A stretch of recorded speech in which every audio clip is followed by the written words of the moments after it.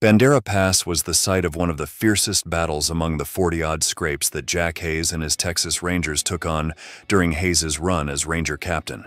He was charged with keeping San Antonio and southwest Texas clear of marauders and hostile tribes. This battleground sits some 15 miles south of Kerrville along the Bandera Road. As told by A.J. Sowell, a historian who chronicled those early days in southwest Texas, this showdown happened back in 1842, with 40 Rangers led by Captain Hays taking on a mighty force of Comanche warriors, estimated anywhere from 100 to 600 strong. The hills that divide the basins of the Guadalupe and Medina rivers are formed into a natural canyon called Bandera Pass. This narrow passage likely bore witness to countless unrecorded clashes between native tribes or warring folks over the centuries. For any group traveling north or south, it served as a gateway, but any enemy advancing through would have likely faced fierce resistance. With its rugged slopes and ideal spots for ambush, it was a battlefield made to order for the kind of skirmishes that the early settlers knew all too well. The pass itself stretches about 500 yards in length and 125 yards wide, flanked by hills rising nearly 200 feet high. Ravines snake down the hillsides, and a scatter of trees, bushes, and rocks once offered prime cover for ambushers lying in wait during the hard-fought battles of the Old West. The northern extremity of Bandera Pass is directly crossed by the county border between Kerr and Bandera. From that high spot, rainwater splits and flows in two directions. To the north, it trickles into Mico Creek's headwaters, feeding into Verde Creek and on toward the Guadalupe River.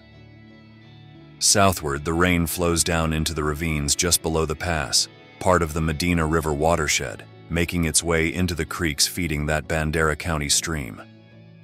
This is the very landscape of the famed Battle of Bandera Pass, which took place over a century ago. Young Jack Hays, a surveyor out of Tennessee, was already making a name for himself by the late 1830s as a fierce and capable Indian fighter. Hays was steady under fire, bold, determined, and sharp-minded. His prowess at the Battle of Plum Creek in 1840, just 27 miles southeast of Austin, made such an impression that Texas leaders soon recognized his talents and set him on a path to safeguard the frontier. President Lamar appointed Hays as captain and gave him orders to muster up a company of Rangers based out of San Antonio. Hays and his men were charged with riding the wide stretch of land west and southwest of the town, doing their best to keep it safe from Indian raids and bandit trouble. While camped near San Antonio, Hays gathered 40 Rangers and set out with plans to ride up the Medina River Valley and through Bandera Pass, scouting as they went up the Guadalupe River Valley. Unbeknownst to them, a Comanche war party, led by a seasoned chief, was on a raid southward. Reaching the pass ahead of the Rangers, the Comanches caught sight of Hays's men from a distance and set a skillful ambush, lying in wait on both sides of the pass. Hays and his men, unaware of the trap, made it about a third of the way through the pass when the Comanches sprang their ambush. War whoops filled the air, and gunfire and arrows rained down on the Rangers from all directions. It was the only time Captain Hays ever found himself snared in such a trap. For a moment, the Rangers were thrown into confusion, some being shot out of their saddles while their horses reared and bucked in a panic. But Captain Jack Hays, cool as ever, didn't lose his nerve. His voice cut through the chaos, strong and steady. "Hold on, boys. We can lick 'em, no question about it.